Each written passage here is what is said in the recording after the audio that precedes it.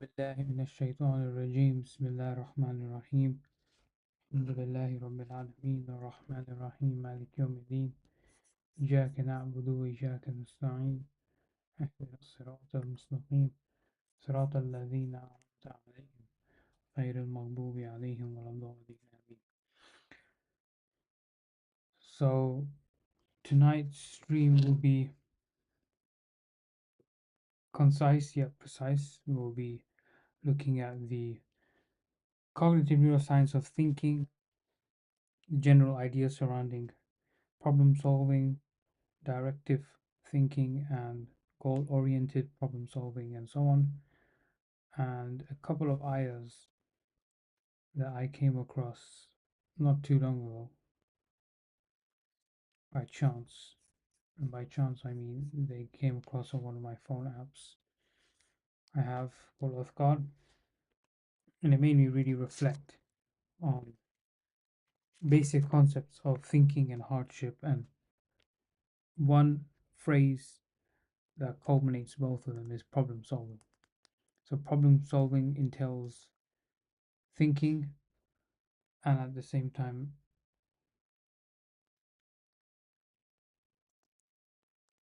being aware of what the problem is and how to find the optimal solution. So, I'll begin with two ayahs here. First one is from Surah Yusuf, Surah Yusuf, ayah 111, 111. أعوذ بالله من الشيطان الرجيم بسم الله الرحمن الرحيم لقد كان في قصاصهم عبرة لأولي الألباب ما كان حديثا يفترى ولكن تصديق الذي بين يديه وتفصيل كل شيء وهدى ورحمة لقوم يؤمنون. صدق الله العظيم. Let me check this one. وهدى. Okay, so I found one of the most well-known tafsir by Ibn Kathir. We'll just go through what he states on this. And I think it's interesting because it's a lesson for man who have understanding, which is cognition in scientific terms. Allah states here that the stories of the messengers and their nations and how we saved the believers and destroyed the disbelievers. Problem solved. A lesson for men of understanding who have sound minds. So the tarjuma, the translation is, there is in the stories instruction for men endued with understanding. It is not a tale invented, but a confirmation of what went before, a detailed exposition of all things, and a guide and a mercy to any such as believe. Quite a dense use of the English language, but yeah, a lesson for men of understanding who have sound minds. The only reason you can have sound minds if you have presence of mind and you have a sound form of thinking. Otherwise, your mind is cluttered with many things, and we've all, including myself, we've all suffered with this. It is not a forged statement. Allah says here that this Quran could not have been forged, it truly came from Allah, but a confirmation of that which was before it in reference to the previously revealed divine books by which this Quran testifies to the true part that remains in them and denies and refutes the forged parts that were added, changed and falsified by people. For example, the Yahud had altered scriptures because they favored their rabbis over Allah. In fact, they believe one of the rabbis defeated Allah in a debate. Astaghfirullah. And then the Nasara, the Christians, believe that Isa Islam died for their sins, which is atonement. Astaghfirullah, which they also believe, along with this atonement concept, that it was Allah in the flesh that died, but the spirit and the divinity did not die. Makes no sense. The Quran accepts or abrogates whatever Allah wills of these books. So certain things are confirmed in the Quran as compared to the Torah and the Injil.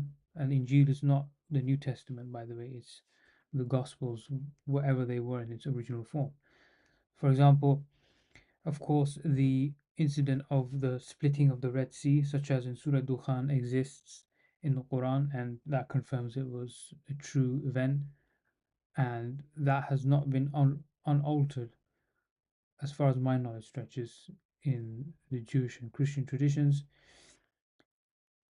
In terms of the Christian tradition, we know, for example, Maryam Salamul Alaiha was a virgin, and that's confirmed in the Gospels, of course, although the Jews say the worst things imaginable to one of the greatest women to walk planet Earth. So that's what's being done here, is that it's not a made up statement, this particular ayah of the Quran or any ayat of the Quran. It's a confirmation. Now, the biggest problem human beings have, and this is what neuroscientists have studied, is the confirmation of facts and how to ensure that those confirmed facts are true by essence, by nature, so they're objective. For example, water is wet. Water is wet is an objective truth.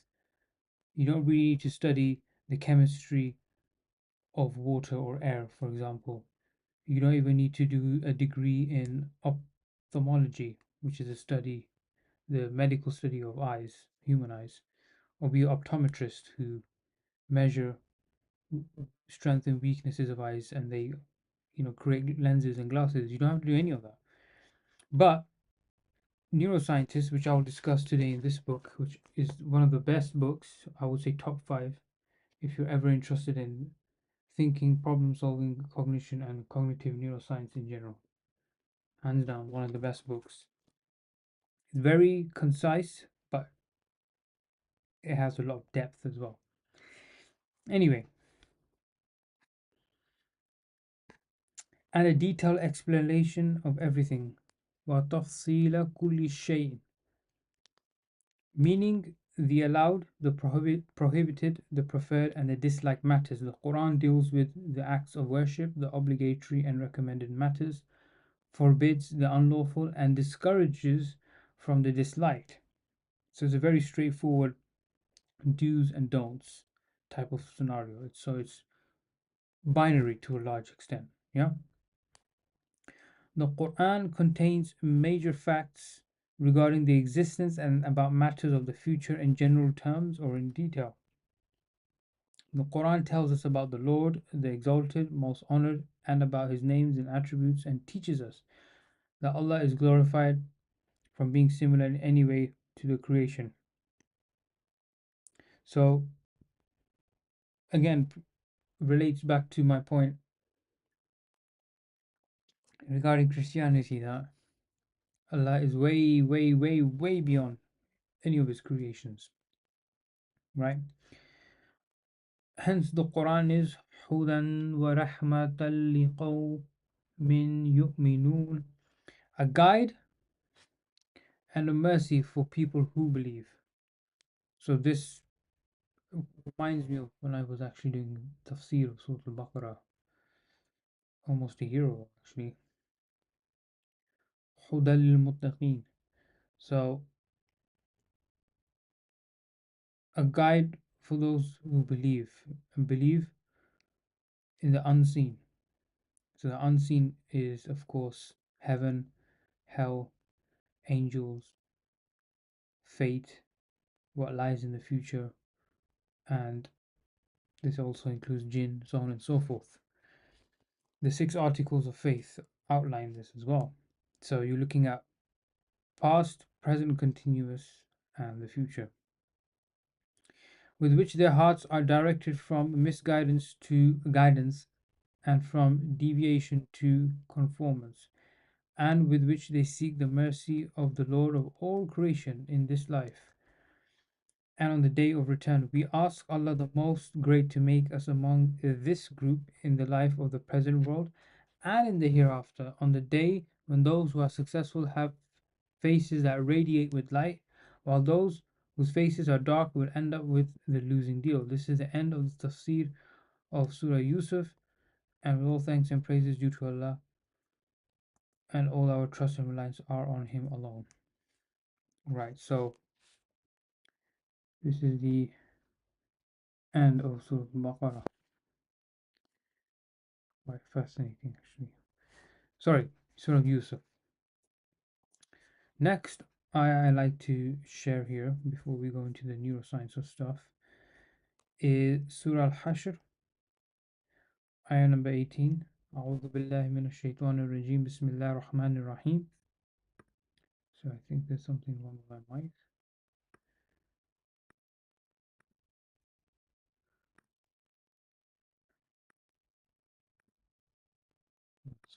Okay.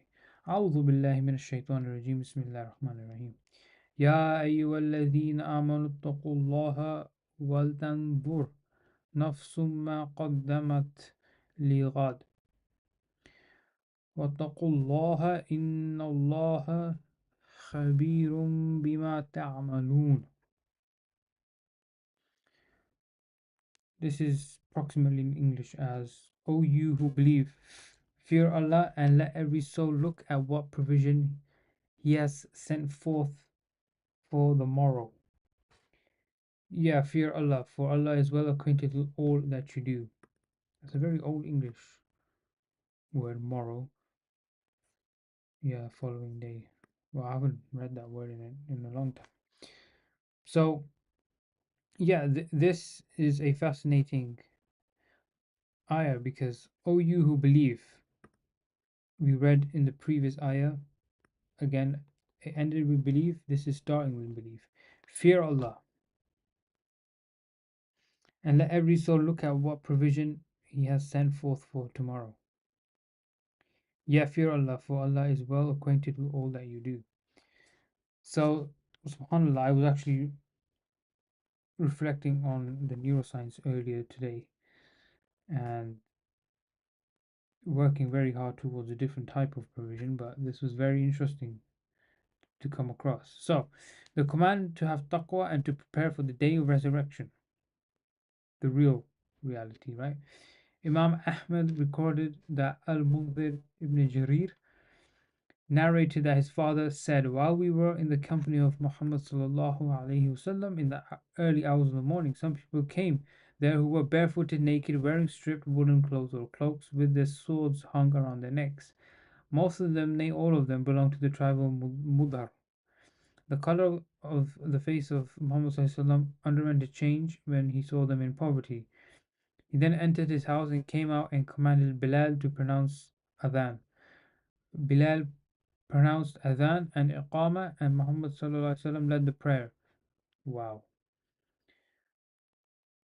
He then addressed them, first reciting, يا أيها الناس اتقوا ربكم الذي خلقكم من نفس واحدة. That's what's recited in the khutbah of Jum'ah, the sermon of Friday prayer. That's one of the main ayahs.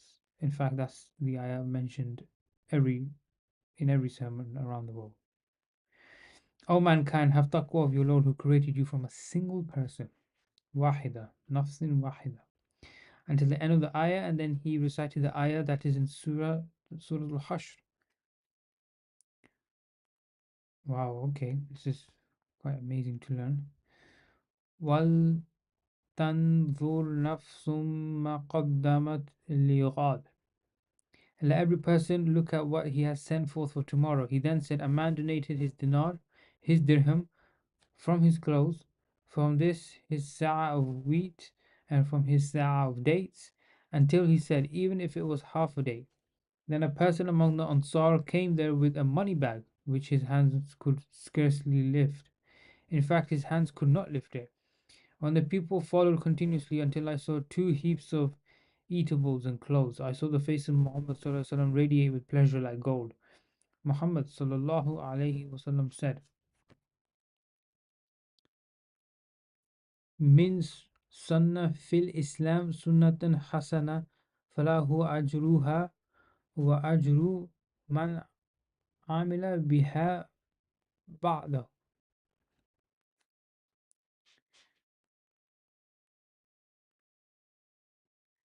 غير أن ينقص من أجورهم شيء ومن سن في الإسلام سنة سيئة كان عليه وزرها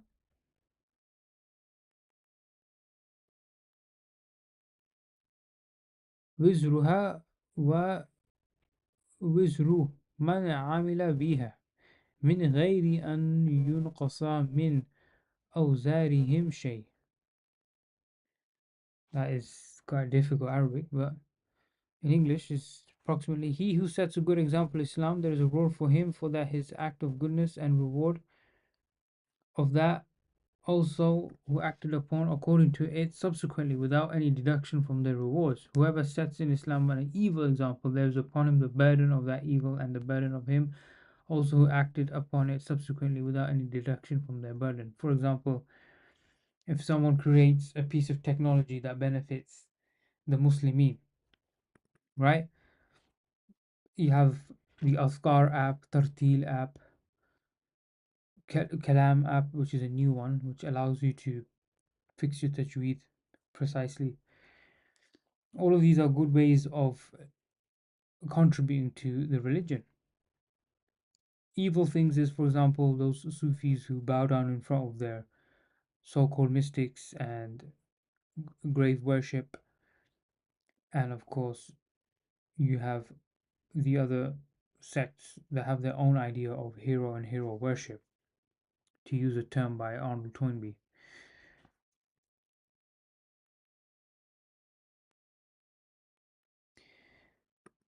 Ya ayyuhalladhina amanu taqullaha, O you who believe, have taqwa of Allah. Again, ordains the taqwa of Allah which pertains to obeying what He ordered and stay away from what He forbade. So you have to earn halal, you have to wear hijab, you have to lower your gaze, and you have to obey your husband and look after your wife and take care of your children and ensure that no evil comes in the house and no evil is spread amongst yourselves in the house and of course in the outer communities through you or your family members. And let every person look at what he has sent forth tomorrow, meaning hold yourself accountable before you are recompensed, and contemplate what you have kept for yourselves for of good deeds for the day of your return and being paraded before your Lord. Have taqwa, again ordering taqwa. Verily, Allah is all aware of what you do. Allah asserts that surely He knows all of your deeds, all mankind and actions. Nothing that pertains to you ever escapes His observation, nor any matter of yours, whether major or minor, is ever beyond His knowledge. And be not like those who forgot Allah and He caused them to forget themselves. Meaning, do not forget the remembrance of Allah the Exalted, otherwise He will make you forget to perform the good deeds that benefit you in your return, because the recompense is equated with the action. This is why Allah the Exalted said, Ulaika humul fasiqun. Those are the rebellious, referring to those who rebel against against obedience to Allah, who will earn destruction on the day of resurrection and failure upon their return. Next is another ayah, Ya ayyuhalladhina amanu la tulhikum amwalukum wala awladukum an dhikrillahi wa man yaf'al dhalika fa'ulaika humul khasirun. O you who believe, let not your properties or your children divert you from the remembrance of Allah, and whosoever does that, then they are the losers. O you who believe, let not your properties or your children divert you from the remembrance of Allah, and whoever does that, then they are the losers. I guess we see this almost every day in all parts of the world. The residents of paradise and the residents of hell are never equal. Allah said, "La yastawi ashabul nari wa ashabul jannah." Not equal are the dwellers of the fire and the dwellers of the paradise, meaning these two categories of people are never the same with regards to the judgment of Allah, the Exalted, on the day of resurrection. So, shortly, what we'll be looking at, very briefly, in this book by Richard Meyer, is that those who suffer with right, left, or full frontal lobe lesions, which means a cut or a part of that brain which is not functioning properly, they aren't aware of the space around them, things around them. They have difficulty explaining things, so verbal difficulties. Whereas someone who has none of these issues, so a healthy individual, more or less like me and yourself,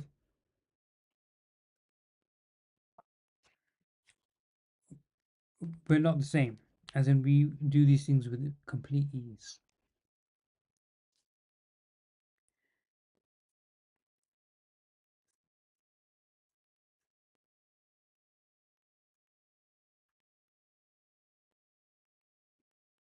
أم حسب الذين sorry استغفر الله أعوذ بالله من الشيطان الرجيم بسم الله الرحمن الرحيم أم حسب الذي نجترح السيئات أن نجعلهم كالذين آمنوا وعملوا الصالحات سواء محياهم وماتوهم ساء ما يحكمون. Or do those who earn evil deeds think that we shall not hold them equal with those who believe and do righteous goods in their present life and after death? Worst is the judgment that they make. So they completely have disregard for life after death, essentially. وما يستوي الأعمال بصير والذين آمنوا وعملوا الصالحات ولا المسيء قليلا ما تتذكرون. And not equal are the blind and those who see, nor those who believe and do righteous good deeds, and those who do evil. Little do you remember. And not equal are the blind and those who see, nor are those who believe and do righteous good deeds, and those who do evil. Little do you remember. أم نجعل أم نجعل الذين آمنوا وعملوا الصالحات كالمفسدين في الأرض أم نجعل المتقين كالفجار كالفجار كالفجار كالفجار. Shall we treat those who believe and do righteous good deeds as corrupters on earth, or shall we treat those who have taqwa as the wicked? Shall we treat those who believe and do righteous good as corrupters on earth, as many prophets? In fact, all the prophets and messengers went through this hardship. They were seen as corrupters on the earth. The Jews saw Isa al-Islam as a corrupted man, more or less, and also many prophets before him, Elijah, Yahya, alayhi salam. Christians saw Muhammad sallallahu as a corrupted figure. In fact, this is a fact that they think, not they think, they believe Muhammad sallallahu is the Antichrist. Astaghfirullah. So, how can they be equal? Equal treatment does not exist in Islam. This concept, a utilitarian Jeremy Bentham, John Stuart Millian sort of liberalism and utilitarianism. Maximize pleasure, minimize pain. All men are born equal. Islam does not believe in that. Therefore, Allah asserts that He will honor the righteous and humiliate the sinners. This is what He said here. Ashabul Jannah humul faizun. It is the dwellers of paradise that will be successful. That is, they are those who will earn safety and deliverance from the torment of Allah, the Exalted and Most Honored. Amazing. So, with all this culminated here, I'm just going to dive into the cognitive neuroscience of thinking, certain concepts when it comes to stimuli response, problem solving, goal setting from a neuroscience point of view, and different types of thinking in terms of measuring brain activity. And then we'll be looking at some references which I found quite fascinating.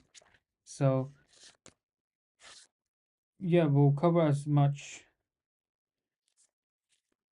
to do with everything I mentioned. So, Bismillah ar-Rahman ar-Rahim. Let's first of all define thinking. So, as you will eventually see on your screen here, thinking and problem solving, there are many definitions of thinking, problem solving, and cognition, but this book will use three terms interchangeably based on a single general definition common to them all. Unfortunately, we begin with a serious lack of agreement among psychologists and, of course, neuroscientists about whether thinking should be generally defined as external behavior process or internal cognitive process. The behavior argument is that the science of psychology must deal only with empirical observable behavior as its primary data. Internal states or processes cannot be directly observed and therefore cannot be part of psychology. Behaviorists consider a view of thinking as an internal process with no relationship to behavior to be useless. For example, a famous critique of an early cognitive theory of rat maze learning was that the rat was left buried in thought at the choice points. There was no relationship between internal mechanisms and external observable events. In this view, psychological definitions must be tied firmly to behavior. The cognitive argument, on the other hand, is that the behavior is merely the manifestation or result of thinking, and therefore psychological definition must be tied firmly to the mechanism that underlie behavior. A compromise that most but not all psychologists who study thinking might accept is that concepts such as internal cognitive processes have a place in psychology if and only if they generate clearly testable predictions. That is, if they suggest observable predictions concerning human behavior. In short, a general definition of thinking includes three basic ideas. Number one, thinking is cognitive but is inferred from behavior. It occurs internally in the mind or cognitive system and must be inferred indirectly. Thinking is a process that involves some manipulation of or set of operations in knowledge or knowledge in the cognitive system. Okay? Thinking is directed and results in behavior that solves a problem or is directed towards a solution. Some types of thinking may not be directed, such as autistic thinking, daydreaming, or the fragmented thinking of schizophrenics. However, this book will deal mainly with normal directed thinking.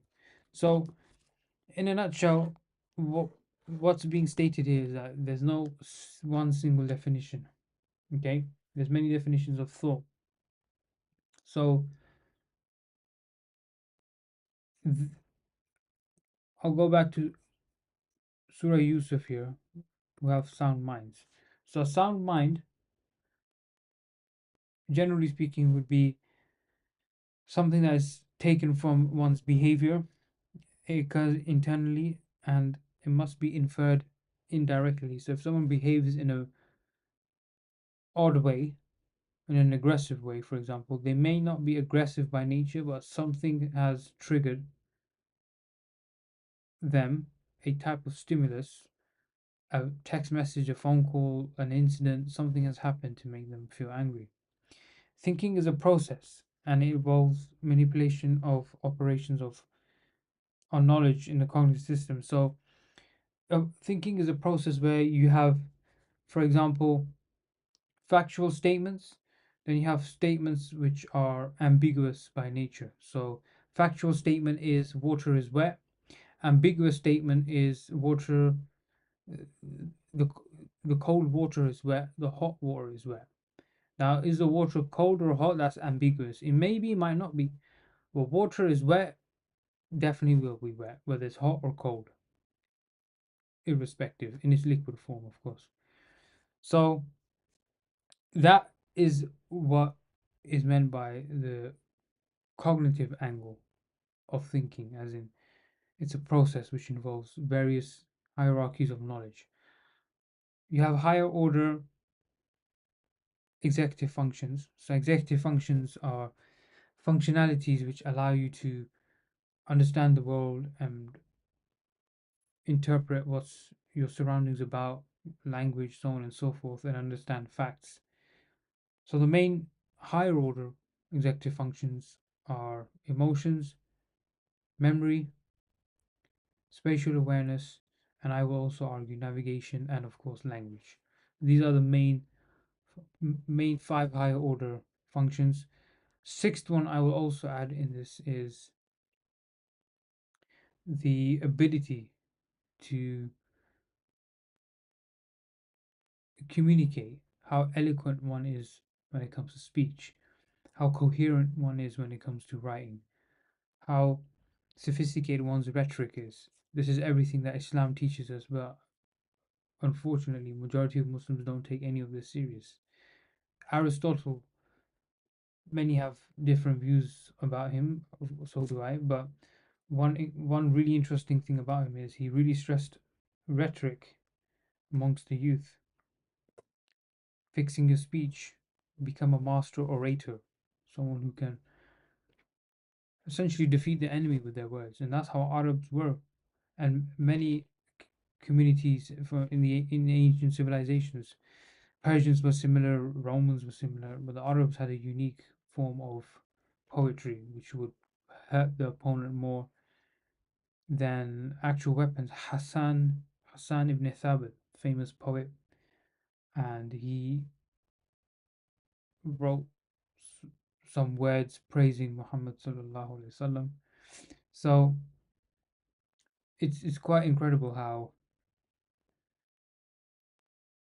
thinking and these higher order executive functions literally influence people and changes the course of history.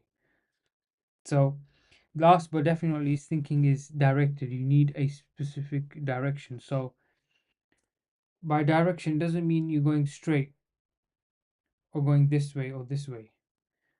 It's more of the case of it being a vector. So vector would mean that it has a value attached to it, right? It can be measured.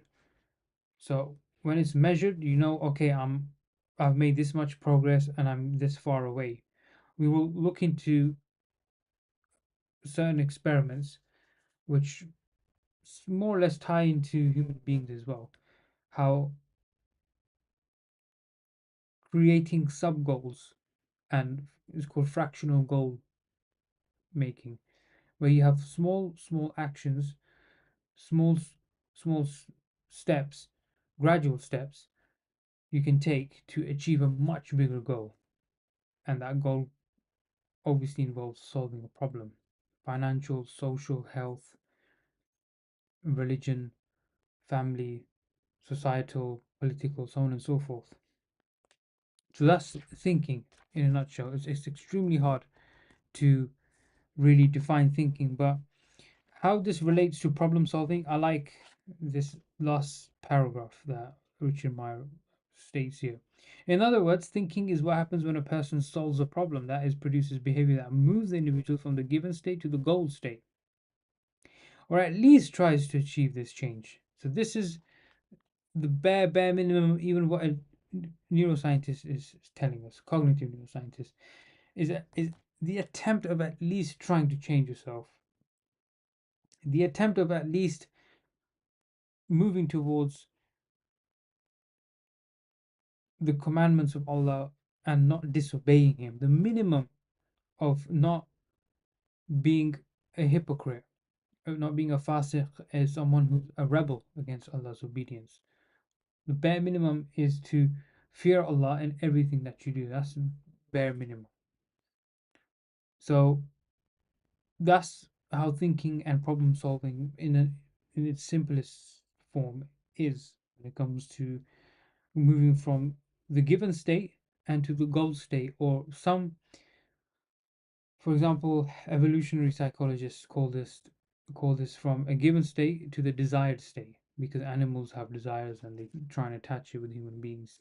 All nonsense. So you can think of it in that for the sake of this point. Thus, Johnson, 1972, defined thinking as problem solving. Similarly, Polya suggested that problem solving is based on cognitive processing that results in finding a way out of a difficulty, a way around an obstacle, attaining an aim that was not immediately attainable. Now, these few sentences instantly has triggered something in your mind. There's a problem you have, you need to solve, trying to get around an obstacle and attain the ideal that you're looking for or hoping to have that wasn't immediately attainable. So one example could be, for example, is hard work and smart work. Right? I'm of the opinion that hard work doesn't reward as it used to be anymore. You can't just simply work hard because inflation is outpacing your salaries and taxation takes so much anyway. So you need to work in a smart way, which is of course investing and learning AI based tech skills, so on and so forth. The remainder of this book aims at making the general definition of thinking more specific. Okay, so that's thinking so far. Now, what's quite fascinating is that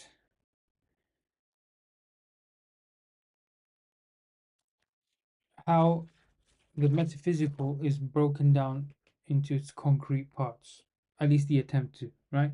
So, Wundt, well known psychologist, is often identified as the father of psychology, and in his opening of a psychological lab at the University of Leipzig in 1879 is generally considered the beginning of psychology, assigning Wundt subjected some of the old issues of mental philosophy to the rigors of empirical science, to try and take the abstract and trying to make it concrete of empirical science and experimental study and created a new science of the principle that all observation implies that the observed object is independent of the observer. So the all observation implies that the observed object is independent from the observer. So this is similar to Plato's theory of forms, which suggests that the form of an object is independent of the object itself. So an apple is an apple because the apple has its own essence, whilst the color has its own essence, and the shape of an apple has its own essence, and the taste of an apple has its own essence. However, all of them come together to create the perfect form of an apple. Any one of those elements are taken out, apple is no longer an apple, it's something else. Right, so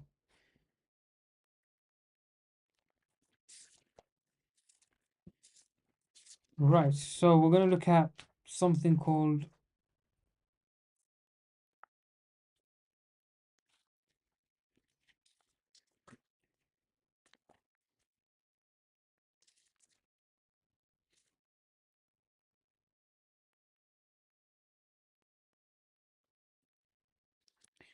so there's something called associationist theory of thinking. So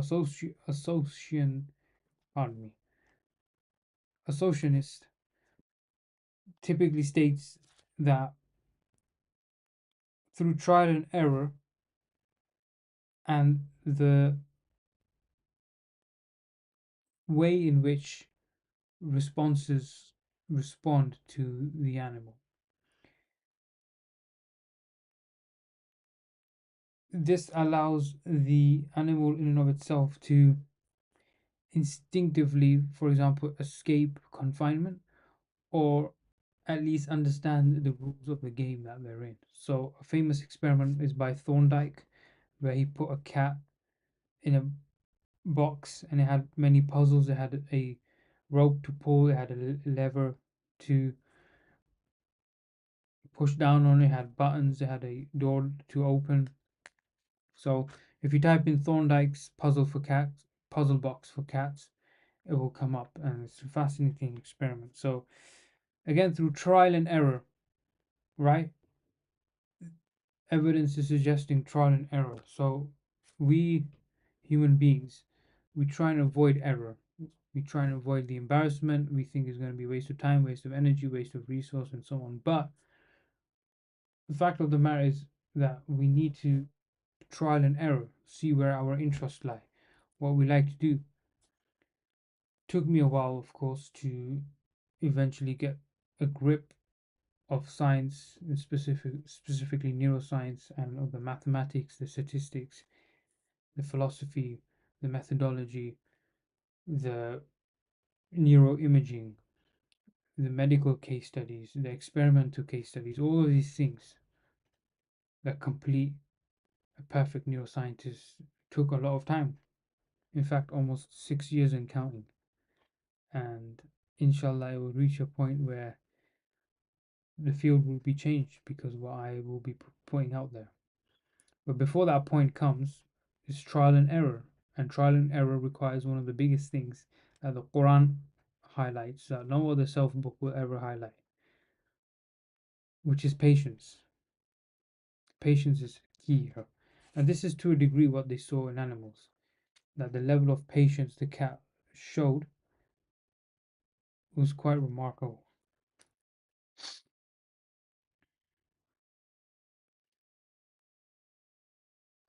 So essentially, the cat in this case was learning through response learning. So here's a picture of the actual puzzle box for those of you interested to know. You can certainly Google this and look into it. Classical study, more than 100 years old. It was quite amazing how they were able to discriminate responses every time a cat saw something that was a potential escape door. Right, so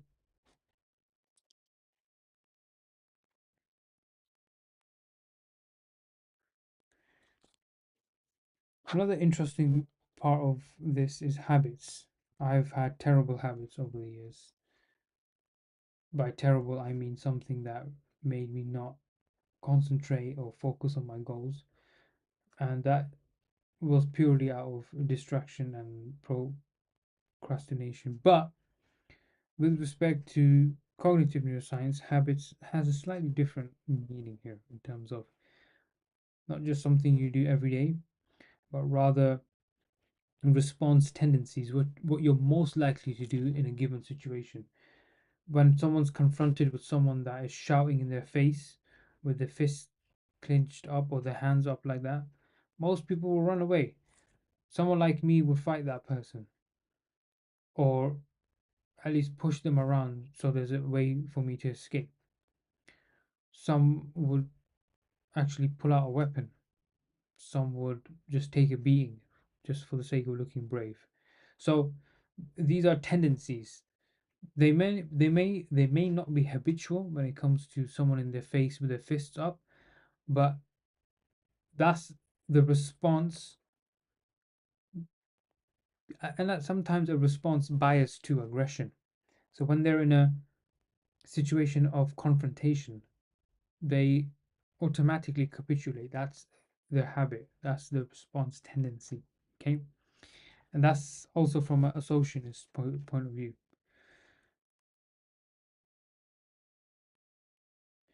So, according to associationist view, thinking can be described as a trial and error application of the pre-existing response tendencies called habits. This view is called associationist because it assumes that for any problem situation, S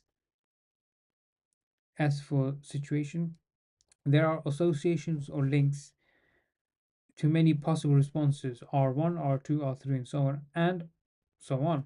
Thus, the three elements in an associationist theory of thinking are the stimulus, particular problem solving situation, the responses, particular problem solving behaviors, and the associationists, so pardon me, and the associations between a particular stimulus and a particular response. So you can see this back and forth between a stimulus response, stimulus response, stimulus response that's going on here. So moving from here, you have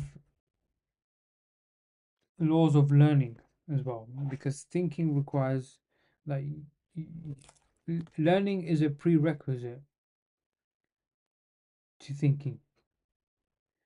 It's the antecedent of thought. I learned how to read the Quran, and I tried to learn Arabic to understand some words and phrases so I can get the meaning of an ayah. So before I could attempt at thinking of what's being recited, I had to learn the linguistic aspects and the recitation methodologies behind it. Likewise, when you drive a car, without thinking of driving, before you think about driving, you need to learn how to drive. And then once you're comfortable in that position, i.e., S, and you're driving on the road, someone cuts from here, someone cuts from here, someone crosses the road instantly, someone crosses a red light. You know that response one, two, three, four, five. I have to do X, Y, Z. So, laws of exercise and effect. Two laws of learning, which Thorndike termed the law of exercise and the law of effect, are required to describe the solution process. By the way, this is just a perspective. This is not exactly how neuroscience of thinking is connecting with the Quran. I'm just simply stating how these two ayahs, these two ayat, made me think. Okay, how would a cognitive neuroscience go about something like this? Okay, so this is just perspective of someone named Thorndike, a psychologist named Thorndike. So, law of exercise states that the response that have been previously practiced many times with a given situation are more likely to be formed when that situation is presented again, or to state it another way, practice tends to increase the specific stimulus response link. So it's how athletes, for example, footballers, when they're in a position to take a penalty or a free kick, they've practiced it so many times, they know what to do, how to hit the ball, where to hit the ball, how hard to hit it. If they miss, if the goalkeeper catches it, maybe it's a fixed match, maybe it's a genuine miss, who knows. The law of effect states that responses to a problem that do not help solve the problem lose strength and are demoted in the hierarchy, while the responses that do solve the problem increase in strength and go up in the hierarchy until, after many trials, they reach the top. So there's a habit hierarchy. Again, I'll attach the picture here and show it to those on the live stream. This is essentially the hierarchy of thought. The question is, for example, cat is trapped in a box. Response one, squeeze through the bars. Response two is meow. Response three is scratch at the bars. Response four is to pull up strings. Now, some of these are unsuccessful. Maybe the last response, which is pull loop of string, is taken to the top, and something like meowing, which will never open the door, is demoted. It won't be done. So we also do something similar, but not exactly, where we see, for example, I'll give you an example in business development and sales. You know, if a lead seems like a potential customer is throwing objections at you, you would not avoid the objections. You will understand and highlight those objections even before an objection pull comes out or objection is given, right? And when you close a customer or close a sale, you have to ensure that they're in a watertight situation, as in they're ready to buy. So they move from the current state, which is semi interested, not interested, to I'm very interested, I want to buy now. So from the general state or the current state to the ideal desired goal state is where you want to move them. Okay, so that's an example. During the sales process, certain things you will say, certain things you won't say, not because of what you say necessarily, but how you say it and when you say it. You won't list the benefits of a product or service, for example, from the get go. You have to give it some time, build rapport, and then state something. Likewise, in sports, you can't just simply become captain. There's a series of actions you have to do that will allow you to sit on the bench. And once you're on the bench, you then have some time on the pitch. And then the coach sees and observes your actions. And then the situation you're in, you take certain actions, you get response from your manager and your team members on the pitch, and you see how the opposition is reacting as well. You do certain things that will give you that response that takes you from the desired state, from the general state to the desired state. Footballers, for example, have certain haircuts, they do certain tricks and shimmies and shifting the ball here and there, and certain stances, certain celebrations. They know the response they're going to get on social media and in person. They keep doing it, doing it, doing it, doing it, and doing it. So, interesting. So, here Richard Meyer quotes Maltzman, summarizes this view as follows: thinking is not a response, but thinking results in a change in a new combination of habit strengths within a habit family hierarchy. Right? So, very fascinating studies further on looking at anagrams where words are switched around and you have to pick up the meaning of these words, and also looking at how we are able to solve a problem in that sense. So, one thing I like to share here is mediation.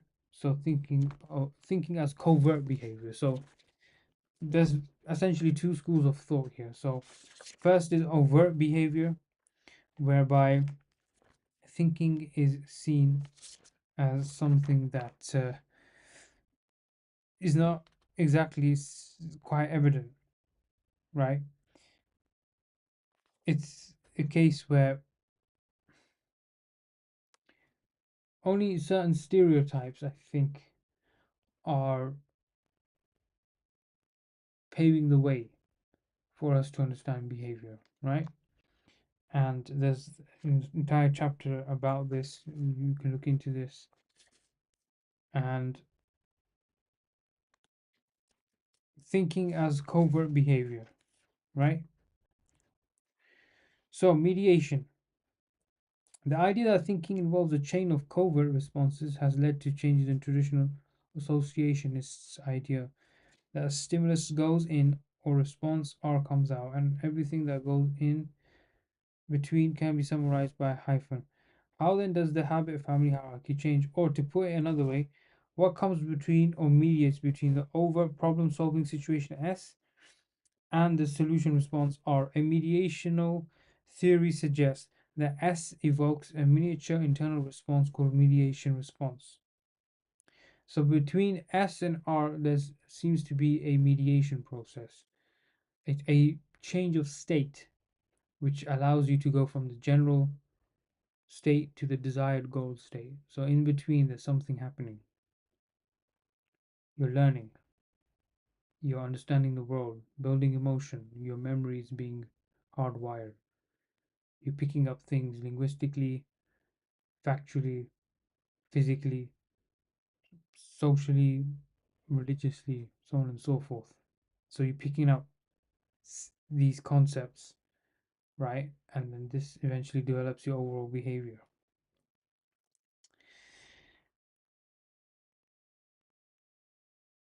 The RM creates a new internal state, SM.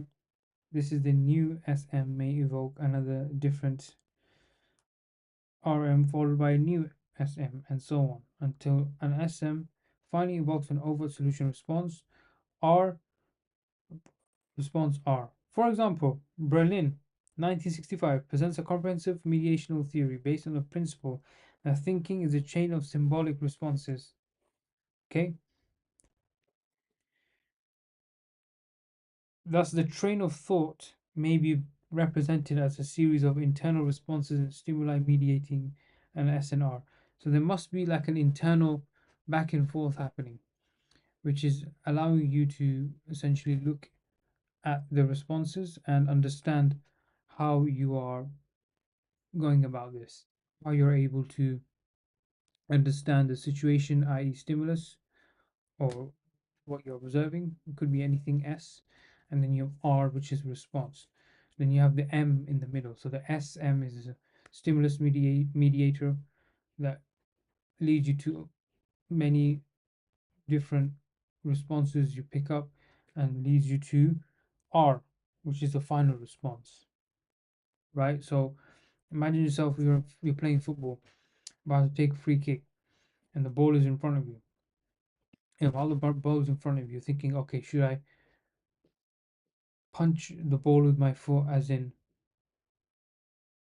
poke it over the wall and into the goal? Should I curve it around the wall? Should I curve it over the wall? Should I pass it to a member of my team and then he can pass it back and I take a shot? There's all these tiny responses going back and forth by virtue of you also learning this in training. And then eventually the final response is curving it around the wall and then scoring the goal.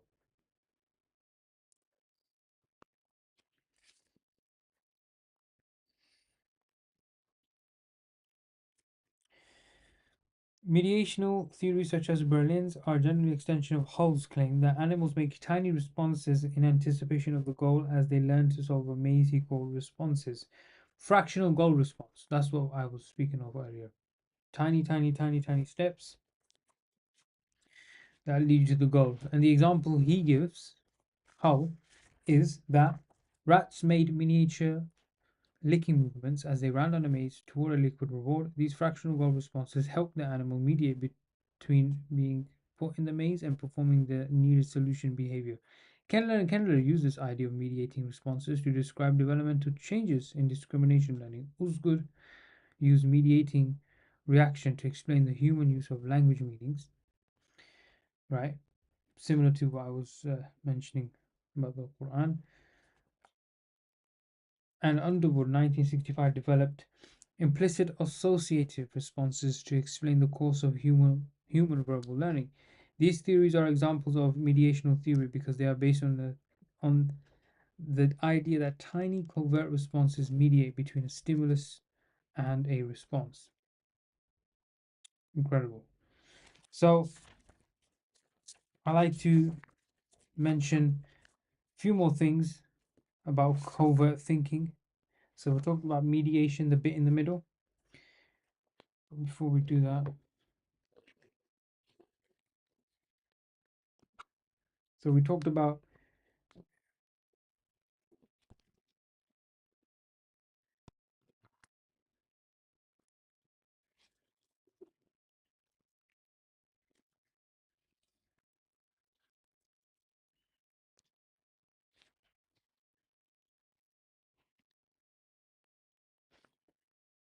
yeah, so we talked about mediation and we talked about looking at all these various perspectives. Now we have two views of covert thinking.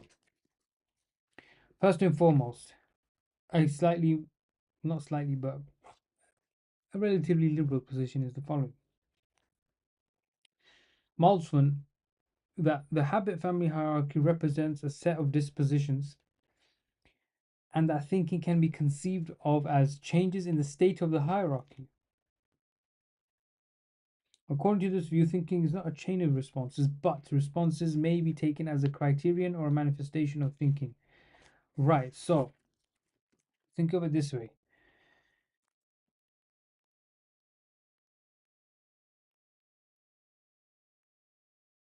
Understanding something, as we mentioned earlier, requires you learning, which leads you to thinking about something. Let's say X. Concept, fact, X exists. You learn it. Once you learn it, as life goes on, you think about it, a thought develops, or many thoughts develop, and then you have an understanding of concept X. Now, with concept X, this could either help you or ruin you. Really depends on the content, what the actual thing is, right? And what Maltzman is saying here is that it's not necessarily a chain of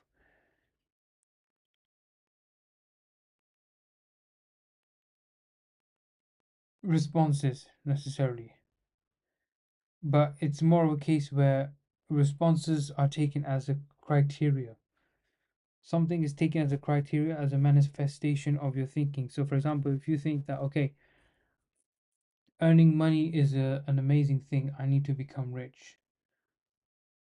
And as a result of that, you go on the internet, you search how to be rich, how to make money, you come across scam artists like Jordan Belfort, Wolf of Wall Street type films, and you come across other hedonistic portrayals of wealth.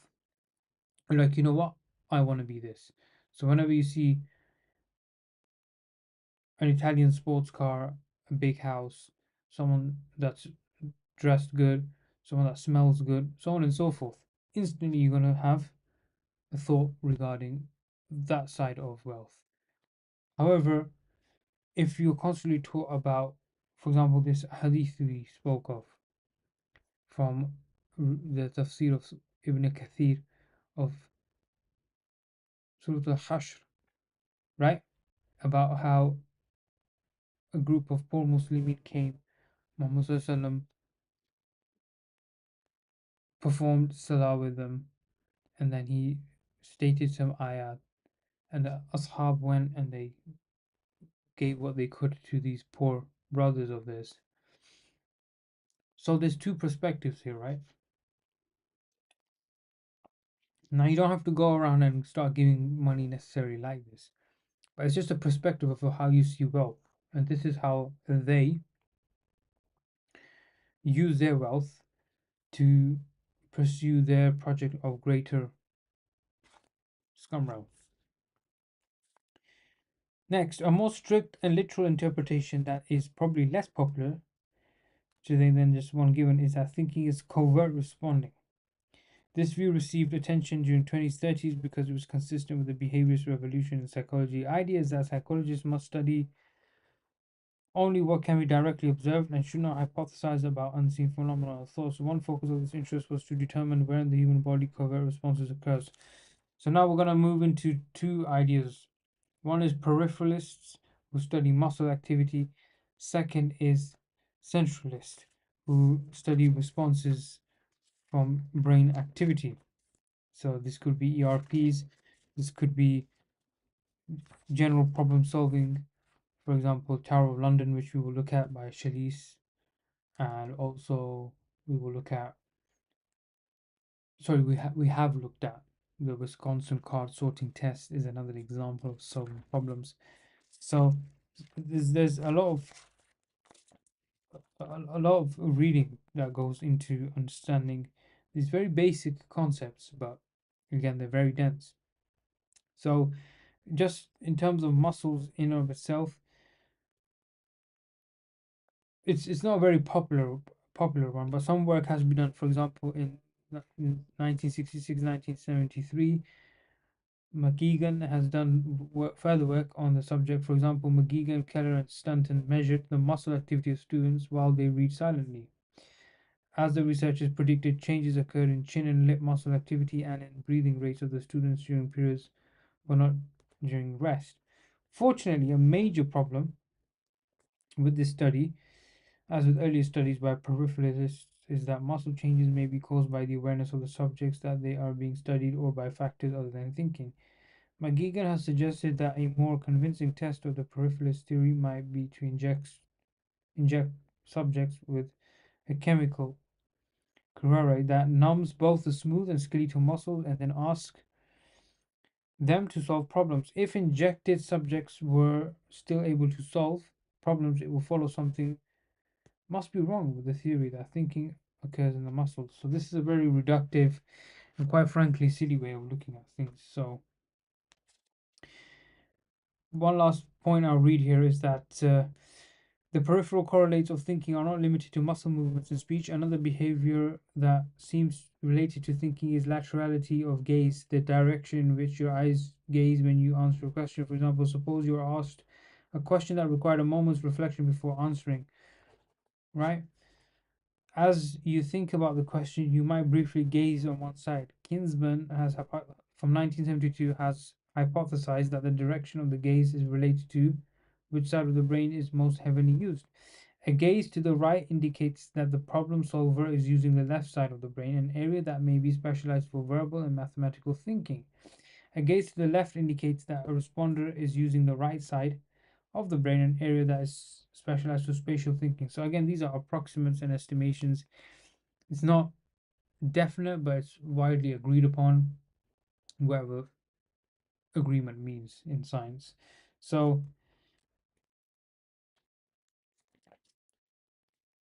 so these are just some ideas, and with furthermore studies here on page 32 you can look at. Now we'll touch on the centralist view, which I find very, very interesting personally. So, centralist theory of brain activity.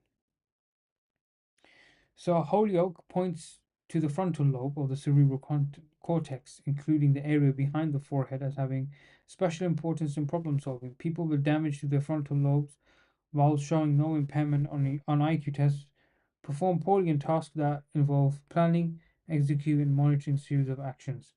What's very interesting is that this part of your head is what we put on the ground when we prostrate, right?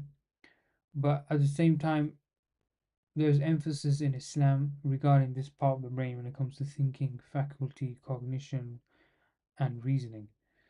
Inshallah, at some point, I will certainly be speaking about this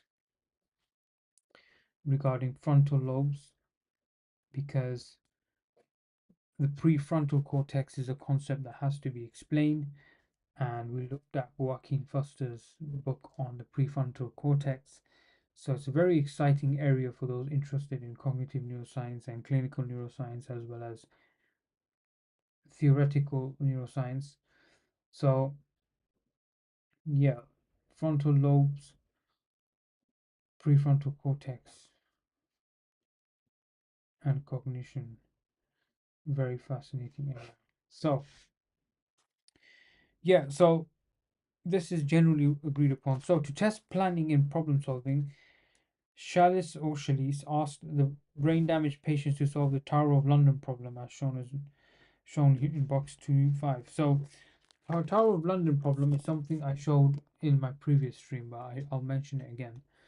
It's essentially a case where you're in you're in a particular given state, present state, and then you want to obviously move to the goal desired state.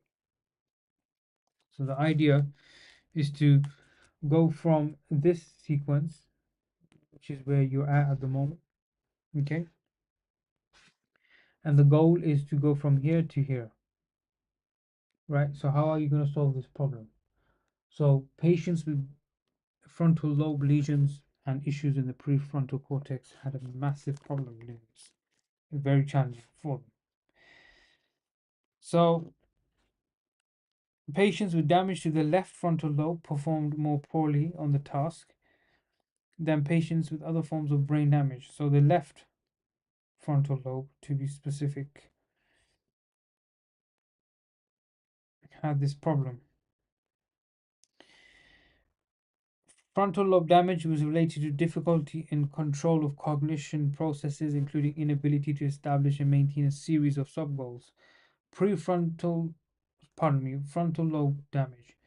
So this is quite fascinating because the idea of sub goals, right, does exist in Islam, because you have to remain patient. For example, pray salah, give zakah, respect your parents, treat your wife, treat your husband well, treat your kids well, and these also have further sub goals.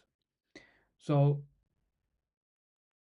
micro macro goal setting, so many ways of going about this, but in simplest terms, simplest words, you have these sub goals that allow you to achieve the bigger goal, which is Jannah. And all of this is outlined in the Quran and Hadith. Simple as.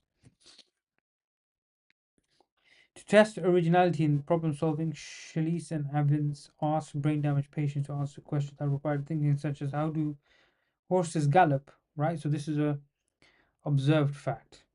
I'm not taking a Bayesian approach at the moment, which one can say, oh well, horses may not gallop. Probably it's a reaction to something, or maybe if you observe it over a long period of time, the likelihood of a horse not galloping may also occur. We're not going into that discussion, just keeping it basic. How fast do horses gallop, or how long is an average man's spine? Patients with frontal lobe damage gave more bizarre answers than patients with brain damage in other areas. Using a similar procedure, Smith and Milner asked patients to estimate the cost of toys, such as tr- a toy trumpet or a cup. Patients with damage to the right frontal lobe produced more bizarre answers than patients with damage to other areas of the brain. So, a lot of interesting work has gone into this. An angle of looking at this is neuroeconomics. Forgot one of the neuroscientists that has done work in this field. Aaron David Radish mentions it, but that is something I would like to look at, neuromarketing. I can't remember. In fact, let me pull it up on the screen here, and it will come up on the other side as well, inshallah. Neuromarketing or neuroeconomics, I think it was. Yeah, neuroeconomics. Here we go. Glimka. Yeah, so here it is. Brief introduction to neuroeconomics. So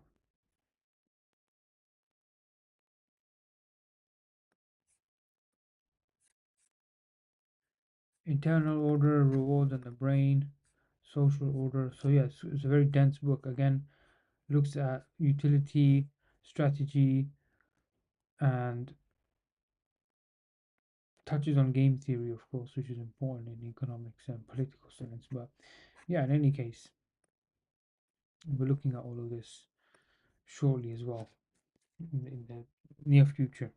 Okay, in the near future. So,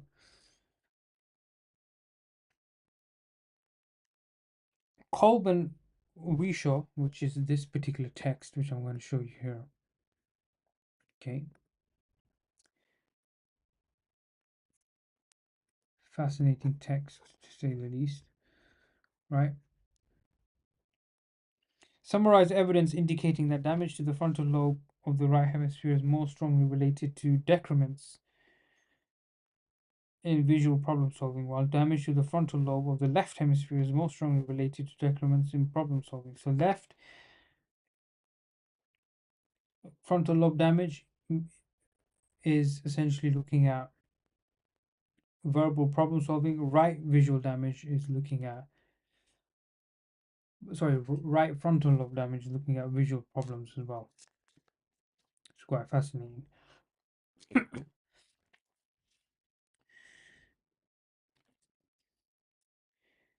So, here's a summary of which hemispheres are responsible for which type of activities here. And it's quite fascinating, quite interesting. I know the word interesting is overused. I use it in its correct sense as much as I possibly can, but this is actually quite interesting how verbal and spatial seem to be side by side. And think about it, when you pray Salah, when you read the Quran, study a hadith, you get to know that at the end of the day, there is a verbal aspect, of course, where you have to solve a problem, as in you need to understand this language, the linguistic rules, right? The tajweed rules of the Quran. Second aspect is to look at is the visual aspect. So each alphabet of the Quran has its own right. You can't simply speed read through it all. You have to give each harf, each symbol, each letter its right? So apart from that, in everyday life, everything is most well, almost every single thing we do and we know of has a visual and a verbal linguistic element to it. Those who are deaf and blind and mentally challenged, that's a completely different situation. At the moment, our focus are normal, healthy individuals. Okay. Now, for example, typical spatial cognition tasks require a person to mentally rotate an object to visualize a scene from someone else's perspective. In a review of clinical reports, Kolb and Wishaw concluded that right hemisphere damage results in more frequent and more obvious spatial deficits than left hemisphere damage. Similarly, specific language difficulties are associated with damage to specific areas of the left hemisphere. For example, when asked to name a picture of an anchor, a person suffering from aphasia, damage to a language area of the brain, may say, I know what it does. You use it to anchor a ship, but still may not be able to produce the name anchor. Very interesting. Just a quick note here.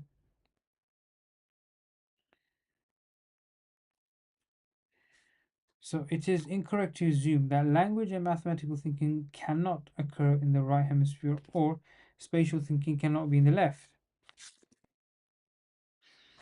right? Kolb, Wishaw warned the question of what is lateralized does not have a simple or generally accepted answer, and that laterality is relative, not absolute, because both hemispheres play a role in nearly every behavior. So, what we will look at here is the references mentioned. So, we'll go to page 375 first and foremost. So, we pull up our bookmarks 375. So, we are going to So that's the table that was shown earlier. Here. And we are going to simply look at what's being stated here. So,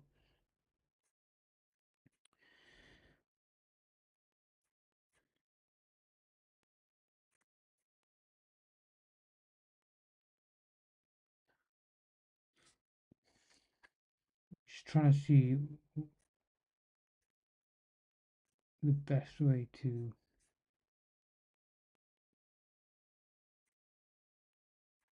interaction models, unilateral. Right, so we'll look at two arguments here.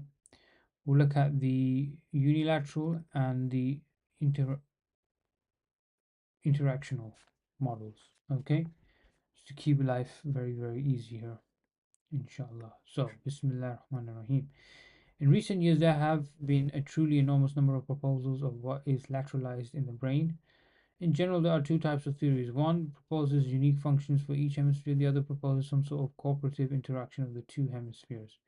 Unilateral specialization models. Right. In its extreme form, this model states that the only hemisphere facilitates a given psychological process. In its extreme form, this model states that only one hemisphere facilitates a given extreme psychological process. For example, it had been argued since Broca that left hemisphere performs language functions, alone performs language functions. Perhaps the most thorough modern version of the left for language theory is Leninberg. A modification of the language theory is one proposed by Lippmann at the turn of the century. He proposed that the left hemisphere was specialized for some form of motor control, which would account for why both aphasia and apraxia are major symptoms of the left hemisphere damage. Kimura extended this idea by proposing that although the left hemisphere mediates verbal function, it is specialized not for verbal per se, but rather for certain kinds of motor function, both verbal and non-verbal. Kimura's argument is based on two premises. First, lesions of the left hemisphere disturb production of voluntary movement, probably talking about the motor area. An impairment correlated with disturbance in speech. Second, Kimura proposes that verbal communication evolved from a stage that was primarily gestural, though with vocal concomitance. Concomitance is pieces or things that complement each other.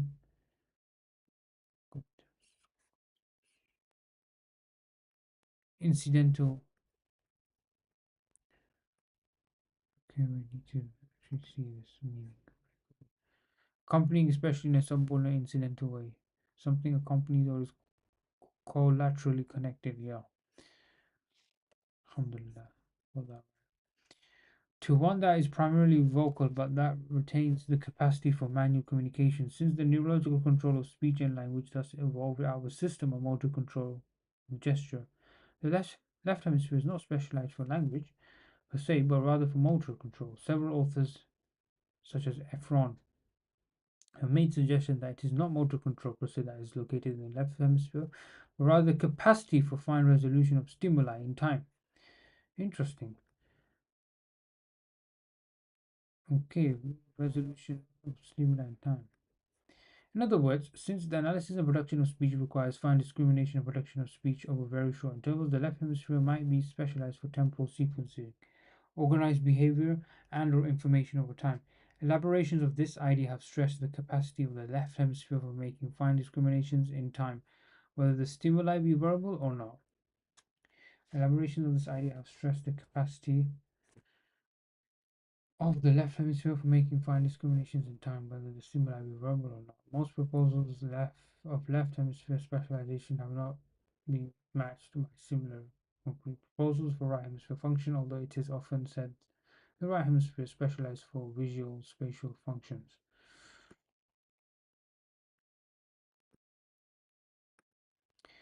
One exception is the temporal discrimination hypothesis, which suggests that the right hemisphere specializes in grosser discrimination. For example, Sargent proposed that the right hemisphere is superior at recognizing faces because it is a grosser aspect of the face stimuli, the gestalt, that is more important in recognition.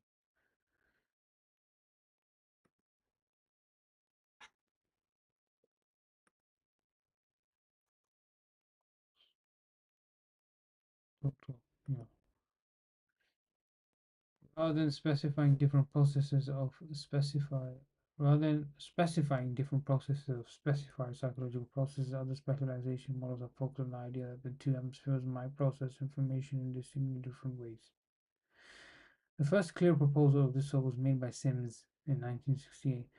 Basis of her previous studies of World War II veterans suffering from penetrating brain injury, she concluded that the left hemisphere functioned as a collection of focalized regions, whereas the right hemisphere functions more diffusely in a manner consistent with Lashley's notion of mass action and equipotentiality. Okay. Her logic was as follows. She had noticed that small lesions of the left hemisphere produce a wide variety of specific deficits. Example given: impaired spelling and reading. The precise deficit depending on the locus of the lesion.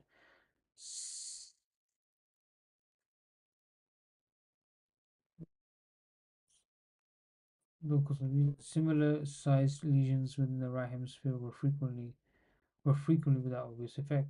In contrast, large lesions of either hemisphere produce a large number of deficits. To account for this differential effect, Semis argued that a person with a small lesion of the right hemisphere exhibits no deficits because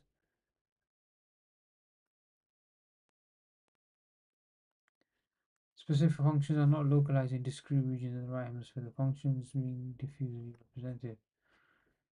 Right, a large lesion of the right hemisphere produces many more deficits than it would be predicted from the total of smaller lesions because an entire functional field is removed, a proposition that is consistent with Lashley's mass action hypothesis.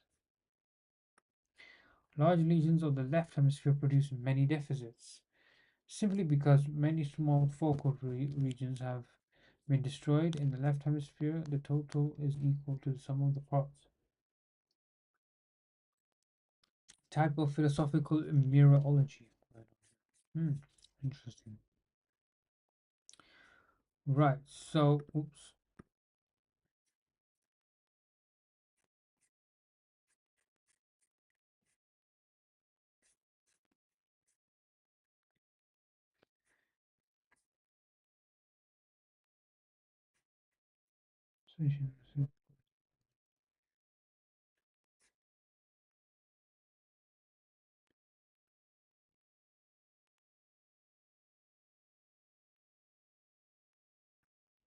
and spatial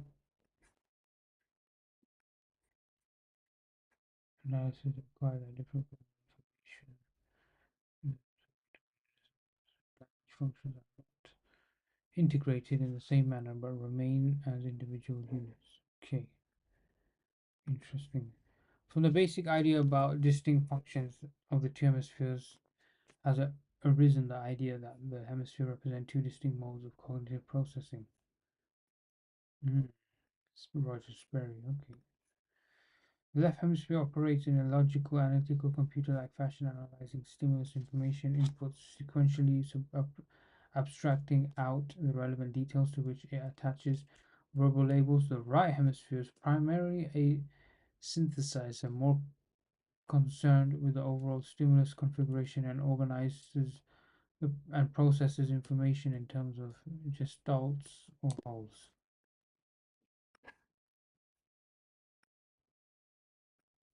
Okay, interesting. Tomorrow we'll look at interaction models. But in summary, the question of what is lateralized does not have a simple.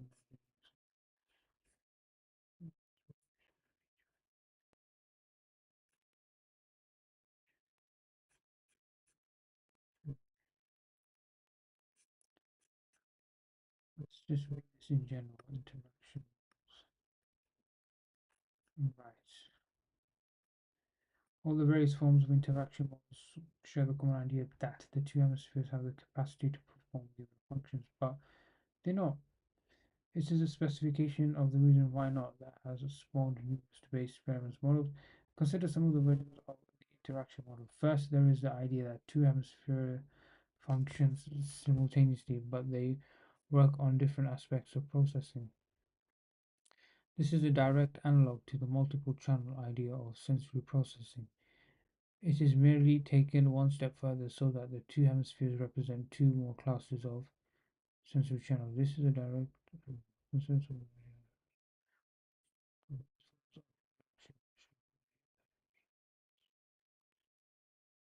First, there is the idea that two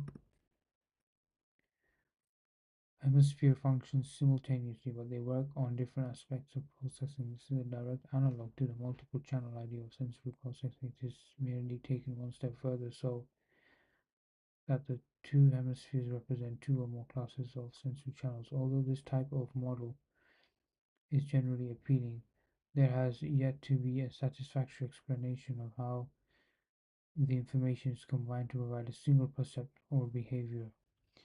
Second, there is a group of models that propose that although two hemispheres have capacity to perform a given function, they inhibit or suppress each other's activities. Interesting. Never come across that. Thus, the left hemisphere inhibits language processing, the right, and the right inhibits musical in the left. Developmentally, this model has some appeal as it appears functions such as language can develop in one hemisphere if the normally dominant hemisphere is damaged. Thus, the language zones are in infancy. Language can develop in the right hemisphere. One difficulty with these models is that the physiological mechanism of inhibition are not yet being clearly specified. The third type of model is that's the second type. Okay, interesting. That's the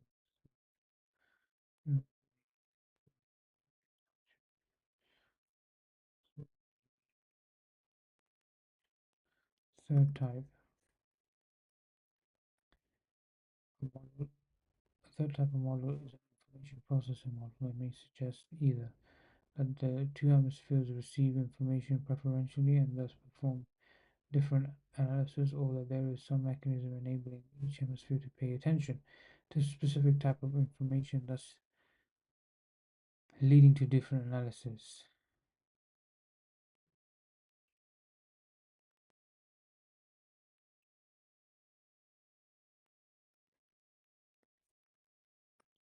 The details of these models are complex, based heavily on the information processing theory of cognitive psychology. Interesting features of these models is that one hemisphere is busy in order to be able to allocate other functions to the remaining hemisphere. A problem with the information processing models is that they are necessarily vague on what physiological mechanism might be responsible. Yeah, it reminds me of Alan Newell's theories on cognition.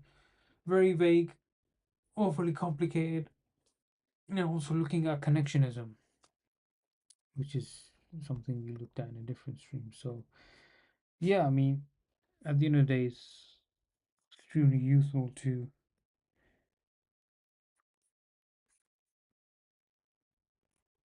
understand how different hemispheres function by virtue of thinking and problem solving. But yeah, inshallah, on the next stream, we will look further into centralist theories, event related potential ERPs, and just go through some more papers. And then we're going to go back, inshallah, later after to Wisconsin card set theory test, Wisconsin card set test, and from there on, we'll see how things go. But till then,